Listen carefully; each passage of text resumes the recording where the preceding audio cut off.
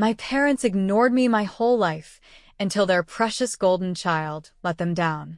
Now they're begging for my help, but here's what I did instead. I'll never forget the day my parents stopped seeing me. It wasn't some dramatic blow-up or life-altering event. It happened slowly, like watching wallpaper fade over time, quiet, unnoticeable, until all that was left was emptiness. But it wasn't always like that. When I was little, life felt normal, or at least as normal as it could be in our quiet little town of Ashwood, Ohio. My parents, Steve and Karen, had two sons, me, Evan Carter, the oldest at 24 now, and my younger brother Ryan, who just turned 22. Back then, I didn't realize I was just background noise in their world, but that's exactly what I was. Ryan, on the other hand, was their miracle, their pride and joy, the son who could do no wrong. As a kid, I couldn't understand it. I thought maybe it was because I liked quieter things, reading, drawing, and tinkering with projects in my room. I didn't have Ryan's charm or his toothy grin that lit up a room. Ryan had this natural magnetism, even as a toddler. Strangers adored him, teachers praised him, and kids flocked to be his friend. And my parents, they practically worshipped him. At first, their favoritism was subtle. I remember Christmas mornings when I was 6 and Ryan was 4. We'd both tear into our presents, but his pile always seemed a little bigger, a little better. I brushed it off. Maybe they just wanted to spoil the younger kid, right? But as we grew older, it became crystal clear. Ryan wasn't just their favorite. He was their everything. Birthdays were the worst reminder of this. For Ryan, it was a spectacle. Streamers, balloons, a yard full of kids, music blasting while Dad grilled burgers like he was feeding an army. The gifts? A shiny new bike, a PlayStation, a basketball hoop. Nothing was too extravagant for Ryan. And me? My birthdays were different. A store-bought cake, a card, and a half-hearted happy birthday, Evan, before they moved on to discussing Ryan's soccer games. I tried not to care. Birthdays weren't everything, right? But when I turned 12, I had my hopes up. I'd spent weeks hinting about an art set I'd seen downtown. Paints, brushes, the works. I thought maybe this year would be different. It wasn't. I got a pack of pens from the dollar store. That same year, Ryan got a brand new mountain bike for his 10th birthday. I sat on the porch, watching him ride it up and down the street while clutching my pens. But the worst part wasn't the gifts. It was the way my achievements never seemed to matter. In middle school, I worked tirelessly to get straight A's. When I finally did, I ran into the kitchen, glowing with pride. "Look, Mom, I got straight A's." She glanced at my report card, muttered, "That's nice, Evan," and turned back to listen to Ryan ramble about scoring 2 points in a basketball game. 2 points. And my dad beamed at him like he'd won the NBA championship. "You're a natural kid," he said. Meanwhile, my straight A's were worth a passing, that's nice. By high school, I stopped trying. What was the point? I came home, went straight to my room, and buried myself in my projects. Ryan, of course, soaked up all the attention, walking around with that smug grin, knowing he was the favorite. He'd mock me whenever he could. If I got new shoes, cheap ones I bought with my own money, he'd laugh and say, "Finally upgrading from the hand-me-downs?" And my parents? They never called him out. If I dared to complain, Mom would brush it off with, "Don't be so sensitive, Evan. Ryan's just joking." But it didn't feel like a joke. The breaking point came when I was 17. I'd been working on an idea for weeks for a regional business competition, sketching designs, perfecting my pitch, and preparing everything. When I won first place, I was over the moon. I raced home, certificate in hand, eager to share the news. "Dad, I won first place," I said, grinning ear to ear. He barely glanced up from his newspaper. "That's nice. Did you see Ryan's new fitness logo? Looks so professional." That was the moment I knew nothing I did would ever be enough. No matter how hard I tried, I'd never measure up to Ryan. So I stopped trying. I made a decision. I was going to leave the moment I graduated. I couldn't keep living like a shadow in my own home. Of course, my parents weren't thrilled. They'd sunk thousands of dollars into Ryan's ridiculous fitness brand that was going nowhere, and they had nothing left for me. When I told him I wanted to move out and start my own small business, Dad waved me off. Evan, we can't spread ourselves too thin. Ryan's business is the future of this family. That was the last straw. If I wanted a better life, I'd have to build it on my own with no help, no support, just me. The day I left, it was raining. Of course it was. My parents didn't even notice me packing my things. Ryan had a soccer tournament that weekend, and Mom was too busy ironing his jersey, while Dad loaded the car with chairs and coolers. I stood by the front door, bags slung over my shoulder, watching them rush around. Ryan came downstairs with his usual smug grin. Where are you headed, Evan? Off to write poetry in the park. I didn't take the bait. I just looked him in the eye and said, "Good luck at your game." My dad barely glanced at me as I stepped outside, waving a distracted hand. "See you later, bud." They didn't notice when I drove off, pulling onto the highway toward Columbus, where I'd rented a tiny studio apartment. They didn't know I wasn't coming back.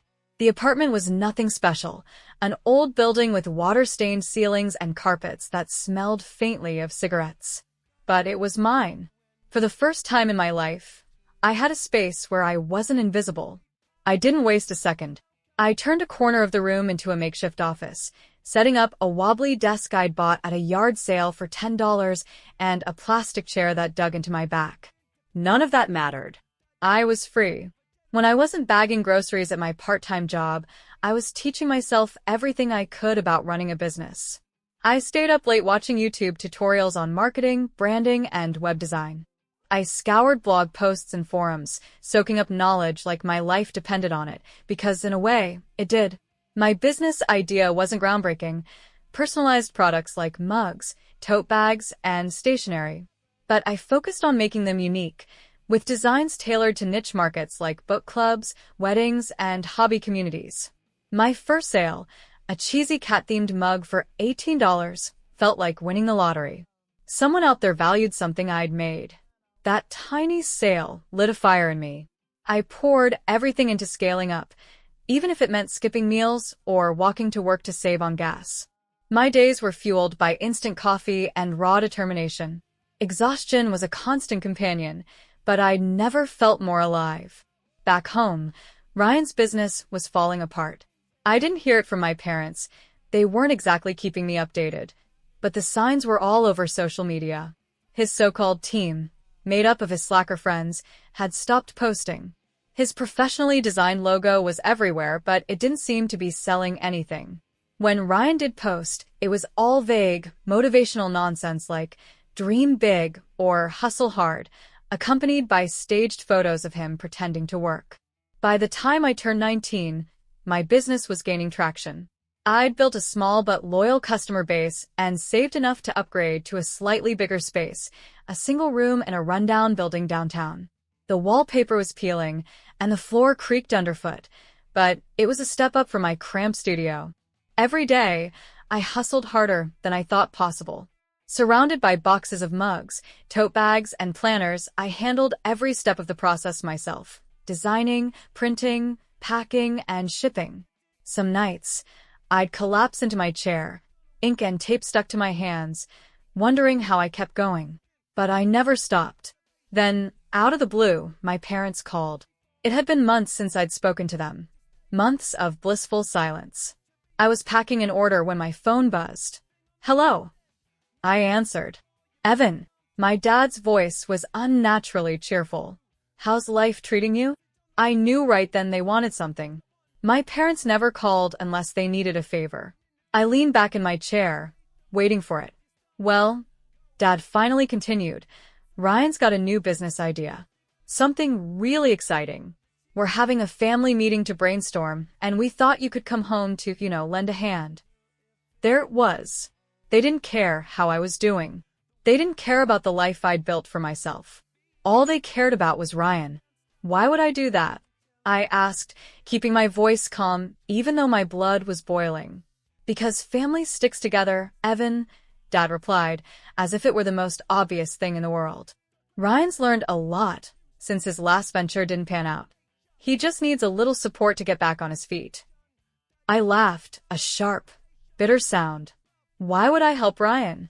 You've never once asked if I needed help with anything. Evan, Dad said, his tone suddenly serious. We've always been there for you.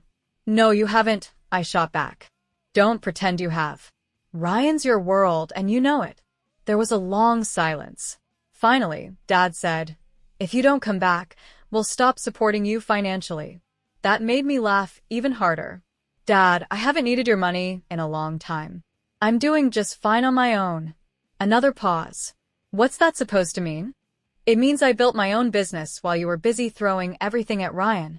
And guess what? It's working. The disbelief in his silence was palpable. You're joking. I'm not, I said bluntly. I don't need you anymore. I haven't for a while. Dad hung up on me after that. I put the phone down and let out a long, shaky breath. For the first time, I felt the weight of years of rejection lift off my shoulders. I didn't need their approval. I didn't need them. And for the first time, I felt truly free. I thought that phone call would be the end of it. I figured my parents would be too shocked to process the fact that I was thriving without them. But I was wrong. If anything, it seemed to light a fire under them. A few months after signing my first real contract with a boutique in Cincinnati to stock their shelves with exclusive notebooks and tote bags, I sat back in my chair, grinning at the ceiling. Me, the invisible son, the forgotten kid, making real deals and earning real money.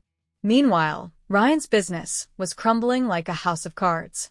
I didn't get updates directly from my parents, but bits of news trickled in from people back home. Ryan's so-called fitness gear brand had tanked completely.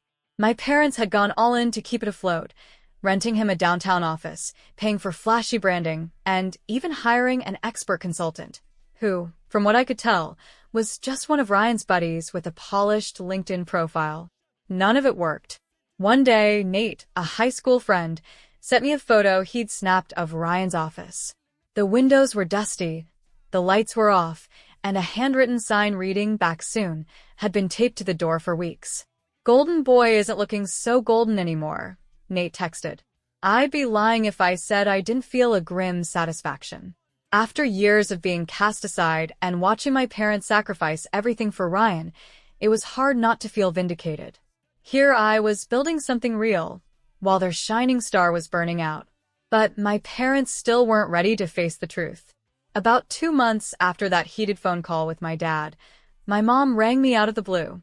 I was elbow deep in packing orders, the smell of cardboard and ink filling my small office, when my phone buzzed. I glanced at the caller ID, Mom. I hesitated, debating whether to let it go to voicemail. Against my better judgment, I picked up. Hello, Evan, it's Mom. Oh, it's so good to hear your voice. Her tone was syrupy sweet, the kind she always used when she wanted something. I leaned against my desk, already bracing myself. What do you need, Mom? There was a brief pause, and I could hear the forced smile falter. It's not about needing anything, sweetheart. Your father and I were just talking, and we realized we haven't heard from you in so long. We've been worried. Worried. Now they were worried. I kept my voice even. Ai fine. Busy with work.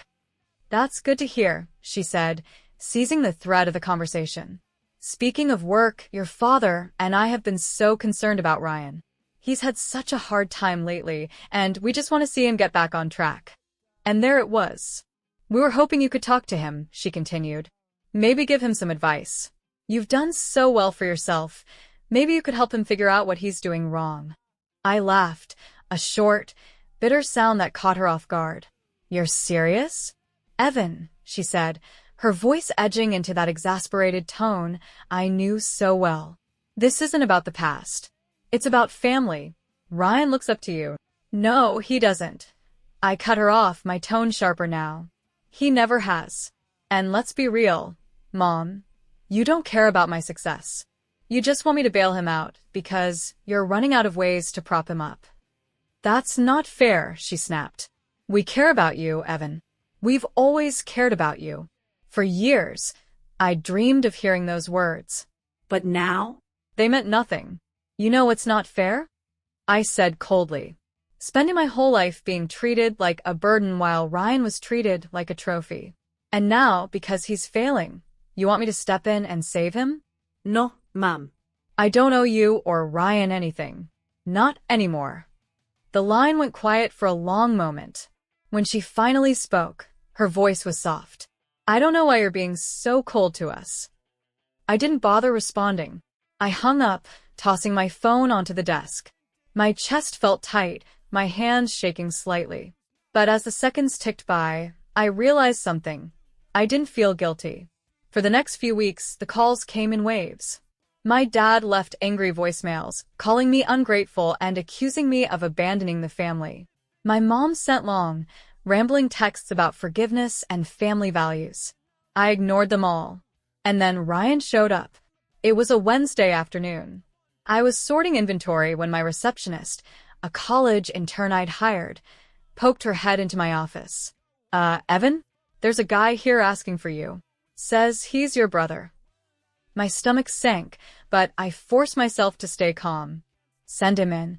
Ryan walked in looking like a shadow of the cocky, smug kid I remembered. His hair was messy, his eyes tired, and his clothes looked like they hadn't been washed in a while. He stood awkwardly, hands shoved deep in his pockets.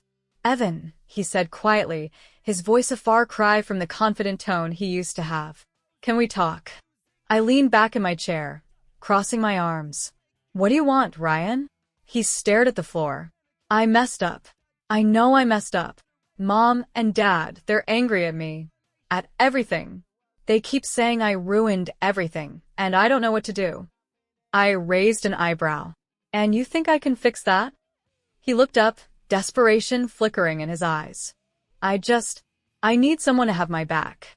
I stared at him, all the years of torment and smug remarks flooding back.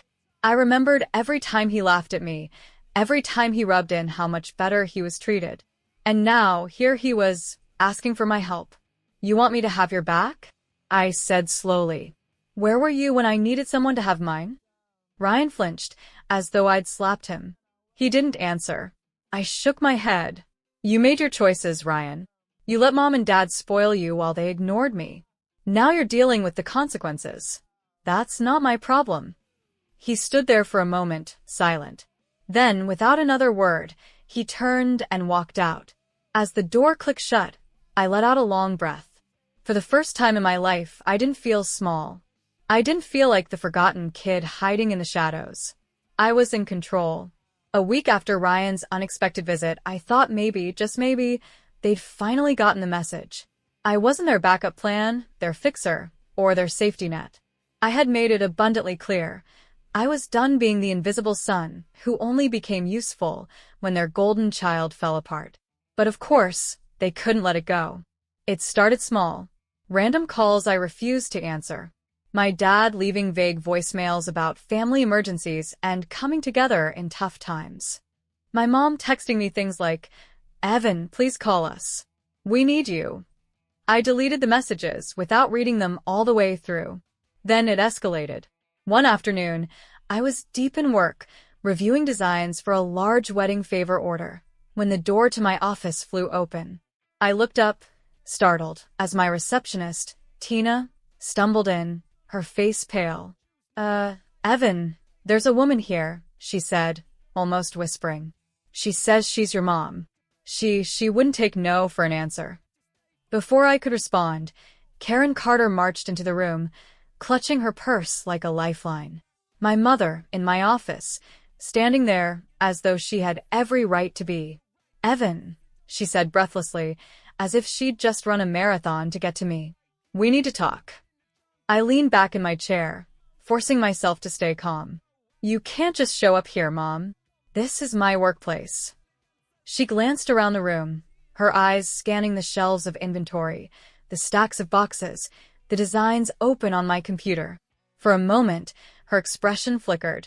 Surprise, discomfort, maybe even disbelief. She looked as though she couldn't quite process that I'd built something real. This is nice, she said weakly, her attempt at small talk falling flat. I ignored it. What are you doing here? Karen exhaled shakily, stepping closer. Evan, we can't keep ignoring this. Your father and I, we're in trouble. Things have gotten really bad. I didn't respond, letting the silence force her to continue. She shifted uneasily, her hands tightening around her purse. Ryan's business failed, she admitted, as if it were some groundbreaking confession. We invested everything we had. We thought he'd turn things around, but it didn't work. The house is gone. That caught me off guard. Gone. Her eyes filled with tears as her voice trembled. We couldn't keep up with the mortgage. After everything we poured into Ryan, we had to sell it. We're living in a small apartment now. Barely enough space to move. I should have felt something, sadness, sympathy, even anger. But all I felt was numb. I thought back to that house, where Ryan was treated like royalty, and I was barely acknowledged. Now it was gone, just like their delusion of Ryan's greatness. So, that's why you're here, I said flatly. You want my help. Her face crumpled, and her voice cracked. We don't have anyone else to turn to. Your father, he's being sued by one of his old clients for breach of contract. It's more than we can handle. And Ryan? I asked sharply. What's he doing to help? She hesitated, pressing her lips into a thin line before finally admitting. Ryan left. I blinked. He what? He moved 2 states over, she said quietly, her voice barely audible. He's staying with a friend. He won't answer our calls. That hit me harder than I expected. Ryan, the golden child, the center of their world, had abandoned them the moment things got tough. All those years they poured their time, money, and love into him, and he bailed without a second thought. I took a deep breath, forcing myself to focus. Let me get this straight, I said, leaning forward. You spent years bending over backward for Ryan. You gave him everything, your time, your money, your love. And now that he's gone, you're here asking me for help because you've got no one else left. Karen flinched, guilt flashing in her eyes. It's not like that, Evan. Then what is it? I shot back, my voice rising. Because that's exactly what it looks like. Her hands trembled as she clutched her purse tighter. We made mistakes, Evan. I know we did. We were so focused on helping Ryan succeed that we lost sight of everything else, of you. I know we hurt you, and I'm so sorry. But please, we're asking you for help. Just this once. I stared at her, standing there in my office, broken and desperate. For years, I dreamed of a moment like this, of seeing her beg, of finally being the one in control. But instead of feeling victorious, I just felt tired. What kind of help do you want? I asked carefully. Her shoulders sagged in relief. We just need enough to get back on our feet. Help us figure out our finances. Pay down some of the bills. Give us a chance to start over. I shook my head slowly. You don't get it, do you? I worked for everything I have. Every dollar, every success. It came from sacrificing sleep, food, and time while you threw everything at Ryan's ridiculous dreams. And now you're asking me to save you? Tears streamed down her face, but I couldn't stop. Do you even realize what you did to me? All those years I spent begging for your attention, for your approval, watching you treat Ryan like he was a king while I got whatever scraps you had left. And now you're here, because you don't have a choice. She sniffled, trying to compose herself. We want to fix things, Evan. We can't change the past, but we can start over, as a family. Family. I repeated, the word bitter in my mouth. You don't get to use that word. You didn't care about me when it mattered. You only care now because you're desperate. Karen opened her mouth as if to say something, but I raised a hand, cutting her off. You should leave. For a moment, she just stood there, her tears falling silently. Then, clutching her purse tightly, she turned and walked out of my office without another word. As the door clicked shut, I leaned back in my chair and exhaled, a mix of exhaustion and relief washing over me. For the first time, I wasn't the one begging. I wasn't the one invisible. I was the one in control. Because you're out of options, she whispered, her voice cracking. I stared at her, my chest tight and my fists clenched beneath the desk. Part of me wanted to throw her out of my office, to slam the door and cut her off for good. But another part, a quieter, stubborn part, felt the weight of her words. It wasn't just her standing there. It was every year of neglect, every hollow ache of wanting something I never truly had. Finally, I exhaled. I'm not giving you money, Mom. I won't bail you out. But I hesitated. I'll think about something. I don't know what yet. Her eyes lit up, hope flickering to life in her face, as if that small crack in the door was all she needed. Thank you, Evan. Thank you. Don't thank me, I said sharply.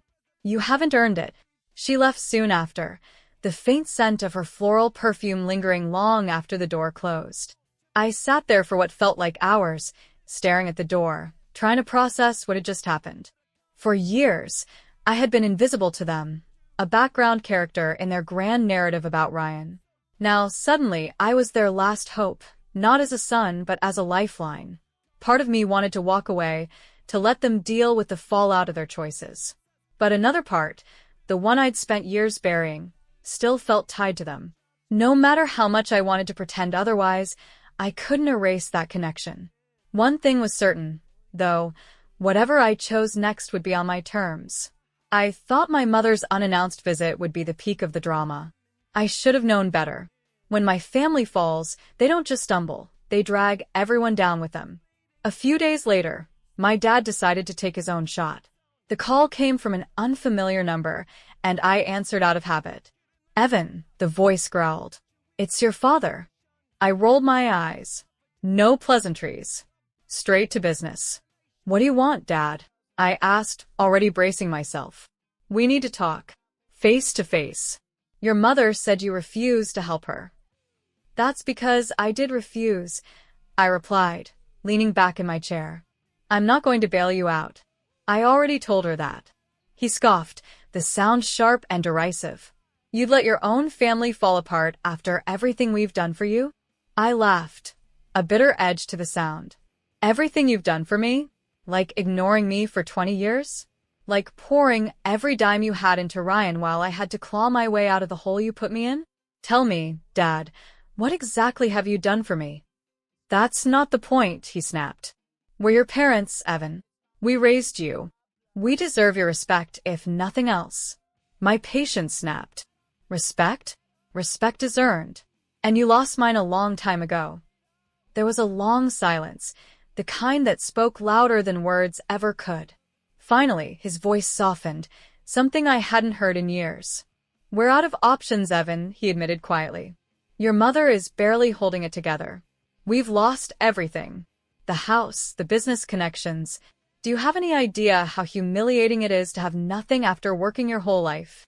Maybe you should have thought about that before handing Ryan everything on a silver platter. I shot back. You made your choices. Now you get to live with them. For once, he didn't have a snappy comeback. When he spoke again, his tone was almost pleading. We were wrong about Ryan. About everything. But we don't know how to fix it without you. You're the only one doing well. You're the only one who made something of yourself. The words should have meant something. For years, I had dreamed of hearing them say, you matter, Evan. But now they felt hollow. They didn't care about me. They cared about what I could do for them. I'm sorry you're struggling, I said finally, my voice steady. But I'm not your safety net. I hung up before he could reply, my hand trembling as I set the phone down on the desk. I let out a long, shaky breath I hadn't realized I'd been holding. For days afterward, I felt like I was walking around with a storm cloud above my head. I couldn't focus. Every time I tried to work, their voices echoed in my mind. My mother's pleading tone, my father's frustration. Memories I thought I'd buried resurfaced. The missed birthdays, the shrugged-off accomplishments, the endless praise for Ryan. The guilt tried to creep in, and I hated it. A part of me still wanted to help, not because they deserved it, but because I wasn't like them. I wasn't cruel or dismissive. No matter how much I told myself I didn't care anymore, the truth was, I did. Then Ryan showed up again. It was late in the afternoon, and I was just locking up for the day when I saw him leaning against the wall outside my office building. He looked worse than before, unkempt hair, wrinkled clothes, a pale face. Ryan, I said flatly, pulling the keys from the lock. What are you doing here? He straightened, shoving his hands into his pockets. I need to talk to you. We already talked. Please, Evan, he said, his voice quieter than I'd ever heard it. Just 5 minutes. I sighed, crossing my arms but staying where I was. Fine. Talk. He shifted uncomfortably, his gaze darting to the ground. Mom and Dad are losing it. I didn't mean for it to get this bad. I thought I could make something work. I wanted to make them proud. I snorted. Congratulations. You failed. Just like they failed me. He flinched, but I didn't stop. You had everything handed to you, Ryan. Everything. And you blew it. Meanwhile, I had to claw my way out of the hole you, Mom, and Dad dug for me. So don't stand there and tell me you didn't mean for this to happen. I'm sorry, he said, his voice breaking. I know I was a jerk to you. I don't know why I acted like that. Guess. I liked being the favorite. I didn't realize how much it hurt you until now. I studied him for a moment. For once, he wasn't smug or arrogant. He looked small. Weak. Too little, too late. I said finally. I don't need your apology, Ryan. I've moved on. He nodded, swallowing hard. I get it. I just thought you should know that I really am sorry. I didn't reply. I turned and walked away, leaving him standing there alone. That night, I sat in my apartment, staring at the ceiling. I thought about Ryan's words, about my father's bitter admission that I was the only one who had made something of himself. For years, I had dreamed of this moment, the day they would finally see my worth. But instead of triumph, all I felt was emptiness. A week later, my Aunt Mary called. She was the only extended family member I still kept in touch with. Evan, she said cautiously, I don't know if you've heard, but your parents are in real trouble. The lawsuit's getting worse, and they might lose everything. I figured, I said, trying to keep my voice neutral. She hesitated. I know they treated you badly. I know you don't owe them anything. But they're your parents, Evan. Are you really going to let them hit rock bottom? I stayed quiet, my jaw tight. I don't know, Aunt Mary. She sighed. Just think about it. Sometimes being the bigger person isn't about what they deserve. It's about what feels right for you. After we hung up, I sat in the quiet of my apartment for a long time. They had made their choices, and they were paying for them. But Aunt Mary's words stayed with me. Being the bigger person doesn't mean they deserve it. It means you deserve to let go of this weight. Whatever I chose next, I realized it wasn't about them. It was about me. And for the first time, I was truly in control.